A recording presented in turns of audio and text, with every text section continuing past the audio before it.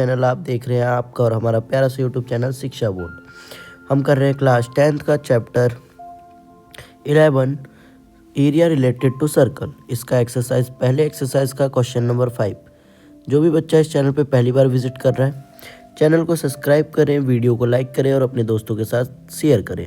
Video में बने रहिए लास्ट तक सो दैट कि आपके कॉन्सेप्ट एकदम क्रिस्टल क्लियर हो जाए और आप ऐसे कोई भी क्वेश्चन को सॉल्व कर सकें।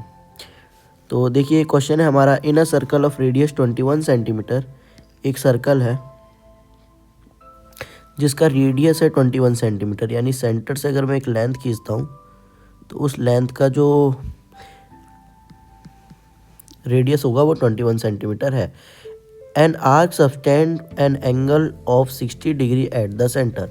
अब इसी रेडियस में एक अगर मान लो मैं कोई आर्क लेके चलूँ, जैसे ये बाउंड्री लेके चलता हूँ, तो वो आर्क क्या कहलाता है, 60 डिग्री का एंगल बनाता है सेंटर पे। ये सेंटर पे मैंने 60 डिग्री बना दिया।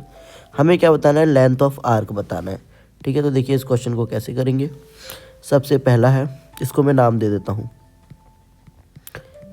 गिवन क्या है, a circle with centre O. ठीक है, एक सर्कल है जिसका सेंटर मैंने ओ मान लिया। ठीक है, और एक आर्क मान लेते हैं, an arc A B C. चलो मैं इसको नाम दे देता हूँ ए, इस पॉइंट पे कहीं बी दे देता हूँ और इसको सी दे देता हूँ।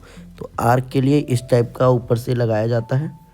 ठीक है, इसमें हमें सबसे पहले तो आर्क का लेंथ निकालना है। तो गिवन में हमें देखते हैं, हमें दिया है एक radius is equal to 21 centimetre और थीटा एंगल है हमारा। Angle subtended at the centre कह सकते हो, एंगल सबटेंडेड एट सेंटर वो कितना है, 60 डिग्री है। ठीक है, तो देखिए हमें पता होना चाहिए फॉर्मूला, लेंथ ऑफ आर्क कह लो या माइनर आर्क कह लो, तो वो क्या होता है, थीटा अपॉन में 360 इंटू 2 पाई आर। ठीक है, 2 पाई आर। जब तक हमें क्वेश्चन में ना बोला जाए 3.14 लेने को, हम यूज़ नहीं करेंगे। तो इसको सॉल्व कर लेते हैं। थीटा हमारे पास है 60 डिग्री, अपॉन में 360 इंटू 2 इंटू 22 अपॉन में 7 इंटू आर हमारा 21। ठीक है, इसको सॉल्व कर लिया, 0 0 गया, 6 1 जा 6 6 जा। ठीक है, 2 से ये 1 बार में और 3 बार में, 3 से ये गया 7 बार में और 7 से ये 7 एलिमिनेट हो गया। सिर्फ बचा 22 सेंटीमीटर जो कि आर्क का लेंथ आ गया। यानी ए से लेकर सी तक का जो लेंथ है वो कितना आया, 22 सेंटीमीटर आ गया। इसके बाद हमें बोला गया है area of the sector formed by the arc. हमें एरिया ऑफ सेक्टर निकालना है इसके सेकंड पार्ट में। मुझे उम्मीद है क्वेश्चन आपको समझ में आ रहा होगा।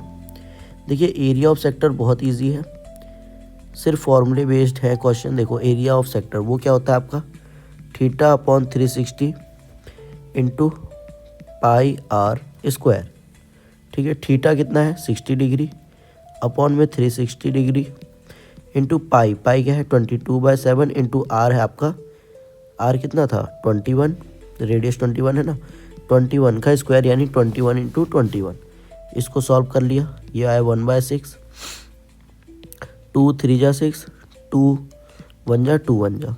ठीक है, 3 7 जा और 7 से ये 7 एलिमिनेट हो गया। बचा कितना 11 और इधर बचा है 21। 11 इंटू 21 करेंगे तो हमारा क्या आ जाएगा, 11 21 1 जा 21, 2 कैरी, 21 1 जा 21, 22 23 यानी 231 सेंटीमीटर स्क्वायर। ये आ गया एरिया ऑफ सेक्टर जो कि आया है आपका 231।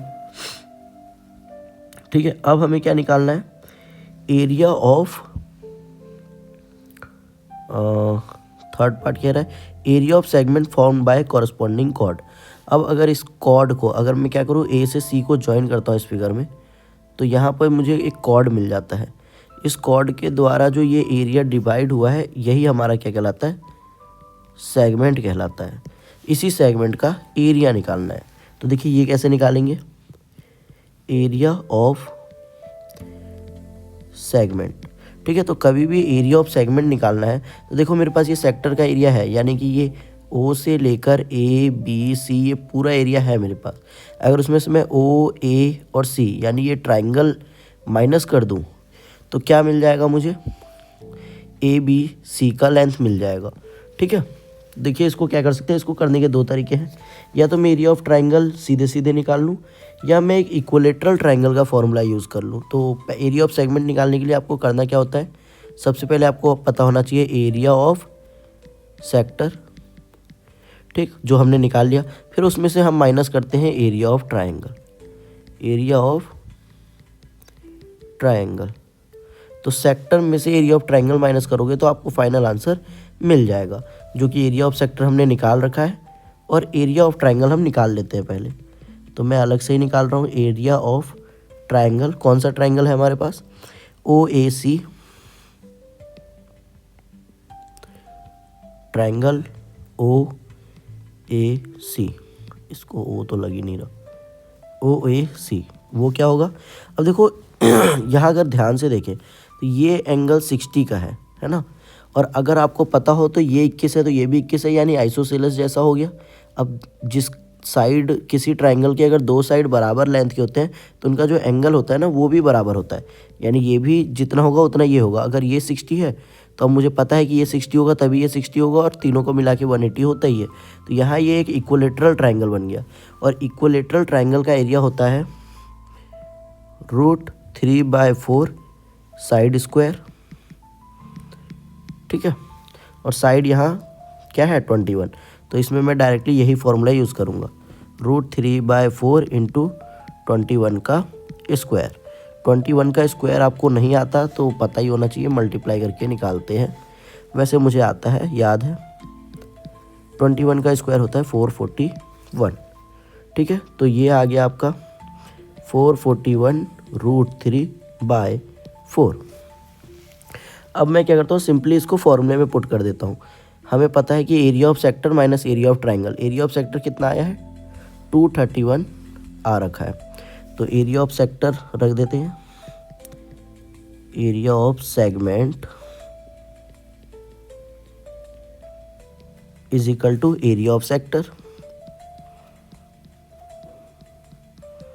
ठीक है, माइनस एरिया ऑफ ट्राइंगल। तो एरिया ऑफ सेक्टर आपका कितना आया है 231 centimetre square minus 441 √3/4 centimetre square. ठीक है, इसको आप चाहो तो सॉल्व कर सकते हो। √3 की वैल्यू होती है 1.73 के आसपास। इसको रखोगे तो इससे इसको मल्टीप्लाई करोगे, 4 से डिवाइड करोगे, पॉइंट में आंसर आएगा, फिर माइनस कर देना, आपको आंसर मिल जाएगा, या फिर यही छोड़ दो, कोई दिक्कत नहीं है, परफेक्ट आंसर है। ठीक है, तो मुझे उम्मीद है कि वीडियो और कॉन्सेप्ट आपको दोनों ही समझ में आए होंगे। अगर वीडियो अच्छी लगी हो तो वीडियो को लाइक करें, प्यारा सा कमेंट करें, और इसके अलावा आप अगर नेक्स्ट चैप्टर, जो भी चैप्टर में आपके ज़्यादा डाउट्स आते हैं, आप वो चैप्टर का नाम कमेंट कीजिए, मैं उसी चैप्टर पे वीडियो बनाऊंगा। Thank you for watching this video.